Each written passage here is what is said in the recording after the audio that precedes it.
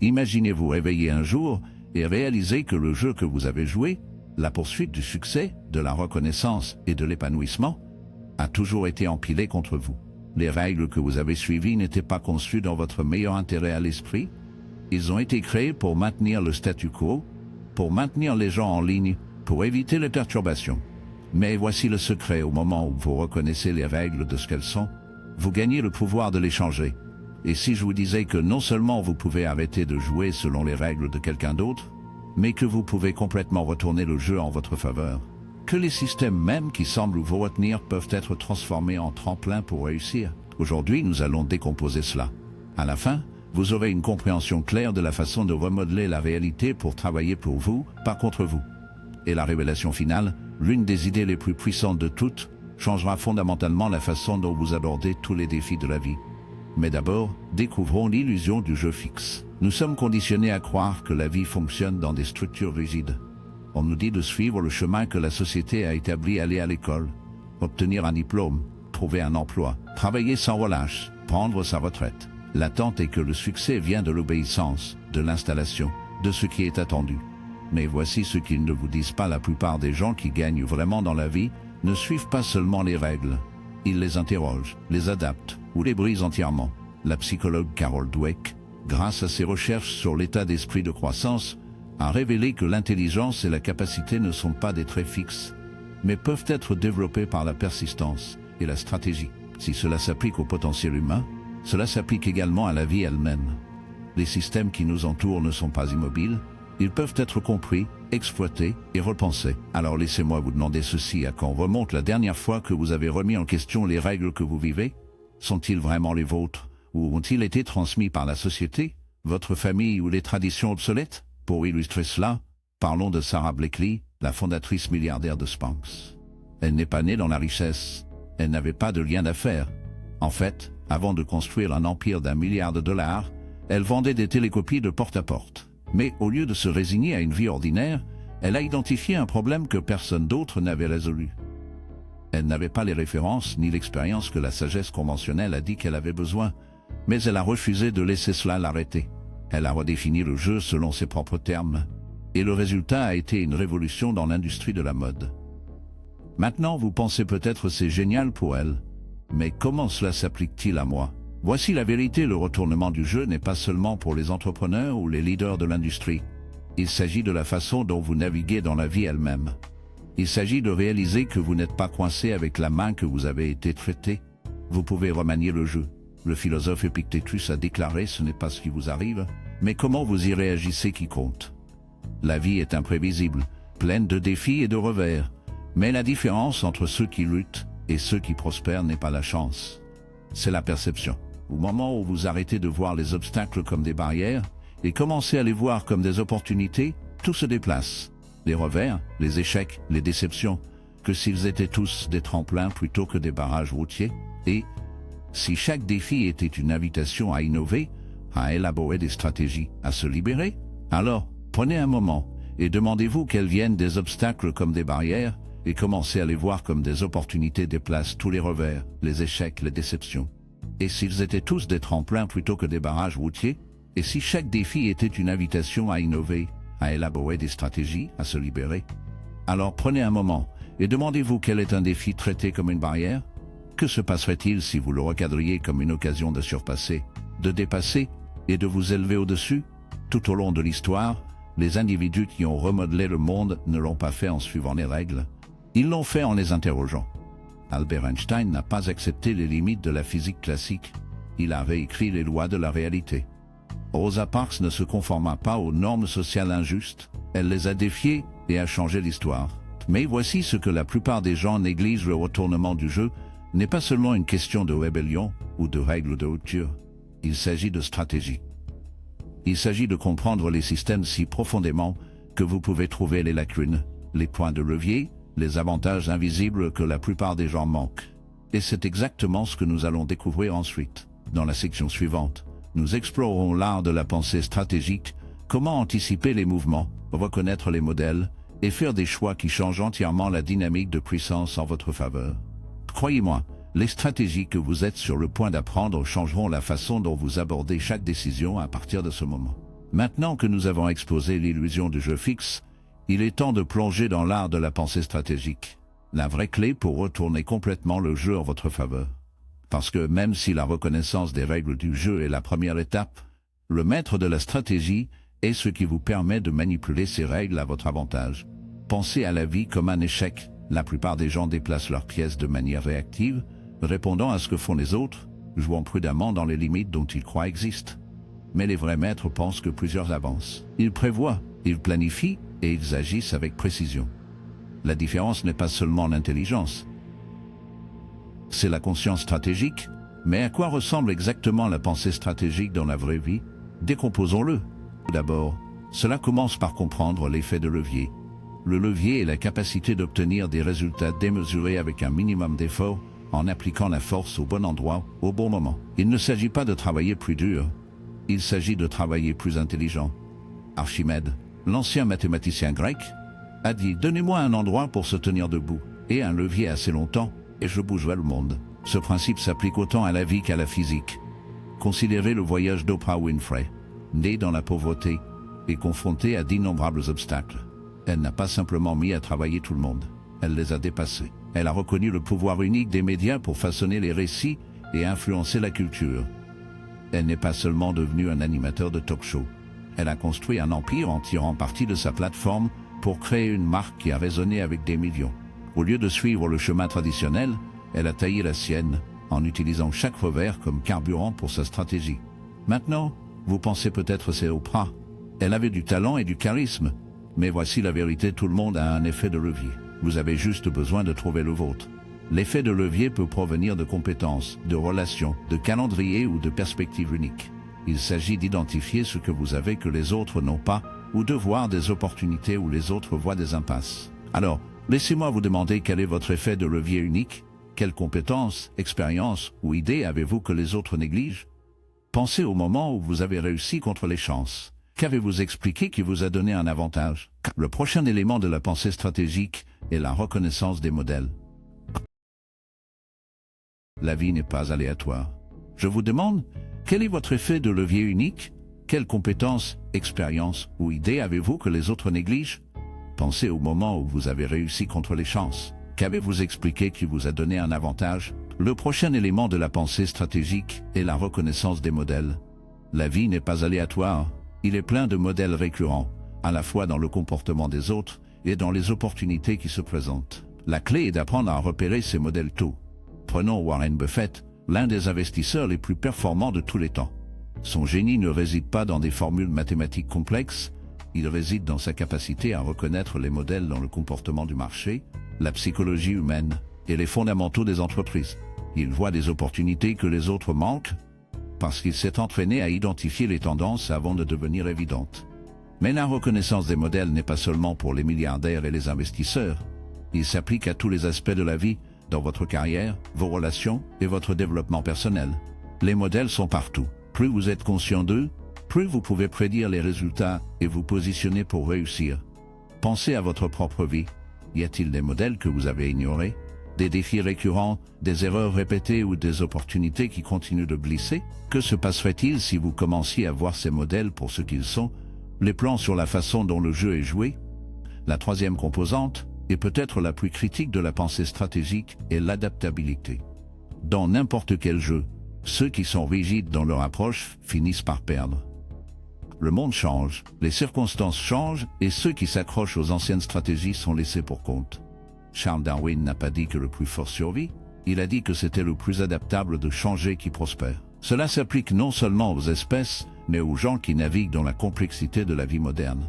La capacité de pivoter, d'ajuster votre stratégie lorsque les circonstances l'exigent, est ce qui sépare ceux qui réussissent de ceux qui stagnent. Prenez Netflix comme exemple. À l'origine une société de location de DVD, ils auraient pu rester dans cette voie, et finalement s'estomper dans l'obscurité comme Blockbuster. Mais ils ne l'ont pas fait. Ils ont adapté, embrassé le streaming, et ont ensuite investi dans le contenu original. Ils n'ont pas seulement survécu, ils ont dominé parce qu'ils étaient prêts à changer leur stratégie lorsque le paysage a changé. Alors demandez-vous, où dans votre vie résistez-vous au changement? Quel domaine pourrait bénéficier d'une nouvelle approche, d'une nouvelle perspective, ou d'un pivot audacieux?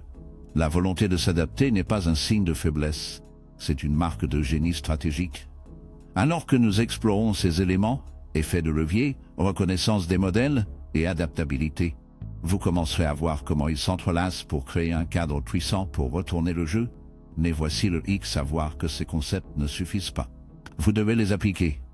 Vous devez être prêt à contester vos hypothèses, à sortir de votre zone de confort et à prendre des risques calculés.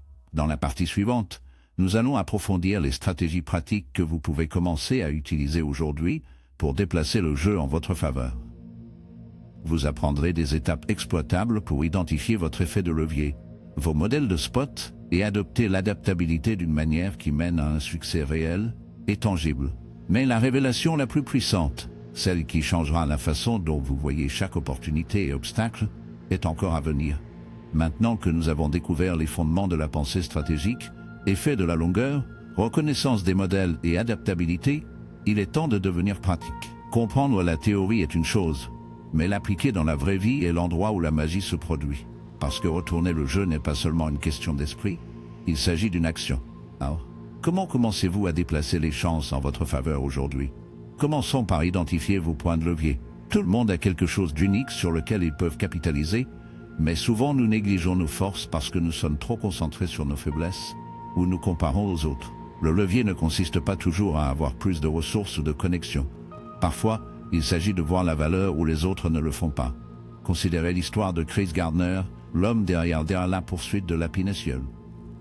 Il a fait face à l'itinérance tout en essayant d'élever son jeune fils, mais au lieu d'être paralysé par sa situation, il a identifié son effet de levier, détermination incessante et capacité à surpasser quelqu'un d'autre. Il n'avait pas d'argent ni de lien, mais il avait de la persistance, et il l'a utilisé comme effet de levier pour décrocher un stage non rémunéré dans une entreprise de courtage, devenant finalement un courtier à succès.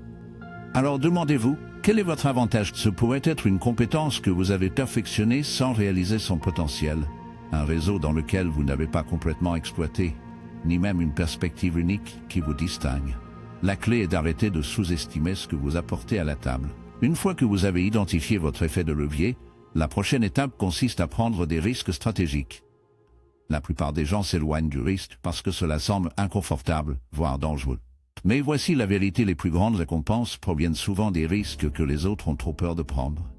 La différence entre les jeux imprudents et les risques stratégiques réside dans la préparation et les informations. Prenons Elon Musk comme exemple.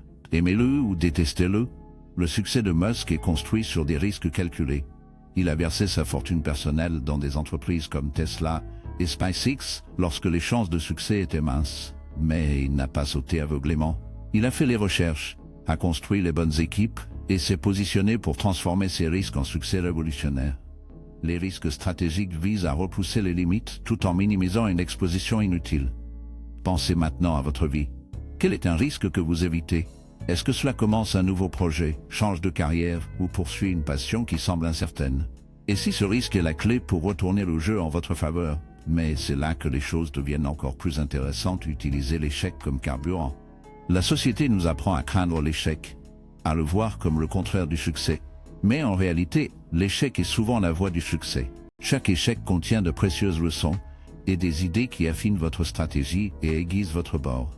Regardez J.K. Rowling, qui a fait face à plusieurs refus avant que Harry Potter ne devienne un phénomène mondial. Si elle avait vu ces refus comme une impasse, nous n'aurions jamais connu le monde sorcier. Mais elle a utilisé chaque revers comme rétroaction, affinant son approche jusqu'à ce qu'elle trouve la bonne opportunité. L'échec n'est pas la fin, ce sont des données. Il vous indique ce qui ne fonctionne pas, vous pouvez donc trouver ce qui fait. Alors, quels échecs dans votre vie portez-vous toujours en tant que fardeau? Comment pouvez-vous les transformer en tremplin à la place? Parlons maintenant de contrôler le récit, un outil puissant qui est souvent sous-estimé. La façon dont vous vous présentez, vos idées et votre histoire peuvent façonner la façon dont les autres vous perçoivent et finalement, comment les opportunités se déroulent. Pensez à Steve Jobs. Son succès n'était pas seulement des produits innovants, il s'agissait de l'histoire qu'il avait racontée. Il a positionné Apple non seulement en tant que société de technologie, mais comme un mouvement pour la créativité et l'individualité. En contrôlant le récit, il a créé un public fidèle et redéfini des industries entières. Il en va de même pour vous. Le succès de Steve Jobs ne concernait pas seulement les produits innovants, il s'agissait de l'histoire qu'il avait racontée. Il a positionné Apple non seulement en tant que société de technologie, mais comme un mouvement pour la créativité et l'individualité. En contrôlant le récit, il a créé un public fidèle et redéfini des industries entières. Il en va de même pour vous. Quelle histoire racontez-vous sur vous-même? Vous positionnez-vous comme un résolveur de problèmes, un innovateur, quelqu'un qui ajoute de la valeur? Ou laissez-vous la peur et le doute dicter comment vous êtes perçu? Mais voici l'ultime changeant de jeu: maîtriser votre environnement. Vous pouvez avoir tous les effets de levier, prendre tous les risques et contrôler votre récit. Mais si vous êtes dans le mauvais environnement, votre croissance sera limitée. Le philosophe Jim Rohn a déclaré: vous êtes la moyenne des 5 personnes avec lesquelles vous passez le plus de temps. Votre environnement, que ce soit votre lieu de travail, votre cercle social ou votre communauté, joue un rôle massif dans la formation de votre état d'esprit et de vos opportunités. Si vous êtes constamment entouré de négativité, de doute ou de complaisance, c'est comme essayer de faire pousser un arbre dans un sol toxique. Dit d'un autre côté, si vous êtes dans un environnement qui vous défie, vous inspire et vous pousse à grandir, votre potentiel se développe de façon exponentielle. Pensez donc à ceci: votre environnement actuel vous aide-t-il à retourner le jeu? Ou vous retient-il? Quels changements pouvez-vous apporter pour vous entourer de personnes et d'opportunités qui correspondent à vos objectifs? Pour résumer, retourner le jeu en votre faveur nécessite une approche multiforme identifiée et tirer parti de vos forces uniques, prendre des risques stratégiques calculés, utiliser l'échec comme rétroaction et carburant pour la croissance, contrôler le récit que vous projetez vers le monde et maîtriser votre environnement pour favoriser le succès. Ce ne sont pas seulement des idées abstraites, ce sont des étapes exploitables que vous pouvez commencer à mettre en œuvre dès maintenant. Lorsque vous les combinez, vous créez un cadre puissant pour remodeler votre vie selon vos propres termes. Mais nous n'avons pas encore fini. Dans la dernière partie, nous découvrirons la perspicacité la plus puissante de toutes, qui attache tout ensemble et changera fondamentalement la façon dont vous voyez chaque défi et opportunité de votre vie. C'est la révélation qui change la donne que vous attendiez, et elle a le potentiel de transformer non seulement la façon dont vous jouez le jeu, mais comment vous vivez votre vie. Nous allons explorer comment reconnaître les règles du jeu, réfléchir stratégiquement et appliquer des étapes pratiques pour retourner le jeu en votre faveur. Mais maintenant, nous arrivons à la révélation finale et la plus puissante. Celle qui ne change pas seulement le jeu en votre faveur, mais redéfinit tout le terrain de jeu. Cela commence par une vérité simple, mais transformatrice. Le jeu n'est réel que si vous le croyez. Laissez cela s'enfoncer un instant. Tous les systèmes, attentes et limitations que vous avez appris à accepter, la plupart d'entre eux sont des constructions. Ils existent parce que nous convenons collectivement qu'ils le font. Mais une fois que vous comprenez que bon nombre de ces soi-disant règles sont facultatives, vous débloquez un niveau de liberté et de pouvoir que la plupart des gens ne réalisent jamais qu'ils ont. Le philosophe Alan Watts a dit un jour: vous n'avez aucune obligation d'être la même personne que vous étiez il y a 5 minutes. Il ne s'agit pas seulement de réinvention personnelle, il s'agit de réaliser que le jeu même auquel vous jouez peut être remodelé, repensé ou même entièrement jeté. Voici donc la dernière question: que se passe-t-il si la façon ultime de gagner le jeu était d'arrêter de le jouer complètement? Débordez cela. Tout au long de l'histoire, certains des penseurs, dirigeants et innovateurs les plus influents n'ont pas simplement renversé le jeu existant en leur faveur. Ils ont créé des paradigmes entièrement nouveaux. Voici donc la dernière question: que se passe-t-il si la façon ultime de gagner le jeu était d'arrêter de le jouer complètement? Débordez cela. Tout au long de l'histoire, certains des penseurs, dirigeants et innovateurs les plus influents n'ont pas simplement renversé le jeu existant en leur faveur. Ils ont créé des paradigmes entièrement nouveaux. Ils ont quitté les systèmes dans lesquels ils sont nés et ont conçu de nouveaux. Prenez Henry Ford par exemple. Avant de révolutionner l'industrie automobile, les voitures étaient des articles de luxe accessibles uniquement aux riches. Le jeu à l'époque consistait à concurrencer un marché de niche. Mais Ford ne voulait pas simplement jouer à ce jeu. Il voulait le changer.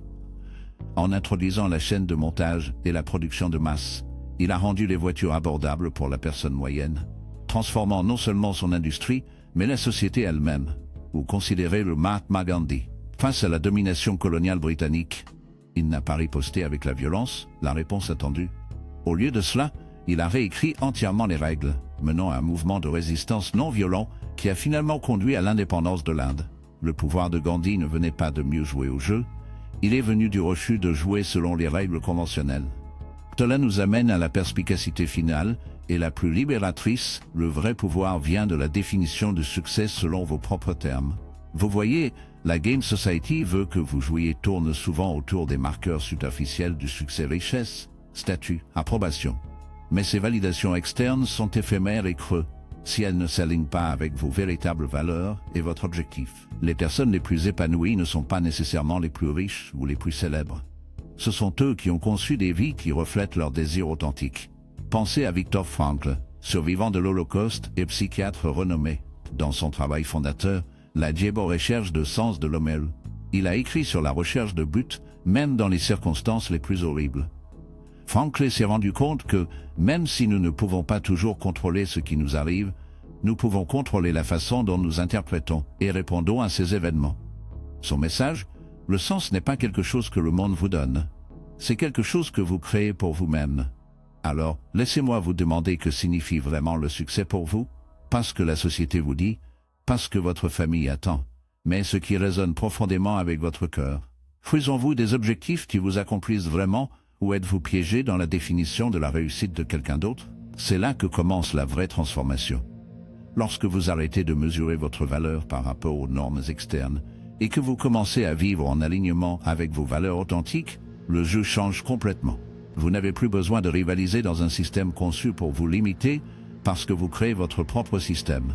Un où vous définissez les règles, les objectifs et les récompenses. Maintenant, cela ne signifie pas d'abandonner l'ambition ou de rechercher le succès. Cela signifie poursuivre des objectifs qui ont un sens pour vous, en tirant parti de vos forces uniques et en fabriquant une vie qui reflète qui vous êtes vraiment. Il s'agit de passer de la validation externe à la réalisation interne. Mais voici le paradoxe: lorsque vous arrêtez de vous obséder de gagner le jeu conventionnel, vous constatez souvent que le succès suit naturellement. Pourquoi? Parce que les gens sont attirés par l'authenticité, le but et la passion. Lorsque vous opérez à partir d'un lieu d'alignement authentique, des opportunités se présentent, les connexions s'approfondissent et le succès devient un sous-produit naturel de vos actions. Considérez à nouveau Steve Jobs. Son obsession n'était pas seulement de construire des produits rentables. Il s'agissait de créer une belle technologie innovante qui a résonné avec sa vision de la simplicité et du design. Sa passion et son authenticité sont devenues magnétiques, dessinant à la fois des clients et des collaborateurs. Alors, comment démarrez-vous ce processus de redéfinition du succès et de vivre selon vos conditions? Reconnectez vos valeurs fondamentales. Prenez le temps de réfléchir à ce qui vous importe vraiment, ce qui vous apporte la joie, l'épanouissement et un sens de l'objectif.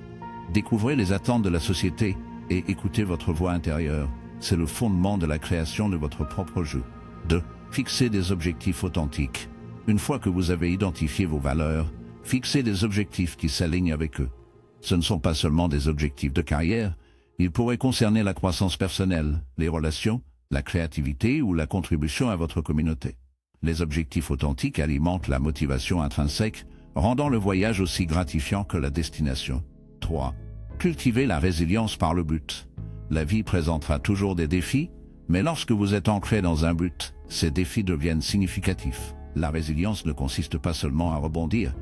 Il s'agit de devenir plus fort parce que vous êtes enraciné dans quelque chose de plus grand que le succès externe. 4. Entourez-vous d'alignement. Comme nous en avons discuté plus tôt, l'environnement est important. Entourez-vous de personnes qui soutiennent votre voyage authentique, pas ceux qui essaient de vous ramener dans l'ancien jeu. Construisez une communauté qui reflète vos valeurs et vos aspirations. 5. Célébrez les progrès, pas la perfection. Le jeu que vous créez pour vous-même ne concerne pas l'exécution impeccable. Il s'agit de croissance, d'exploration et d'évolution continue.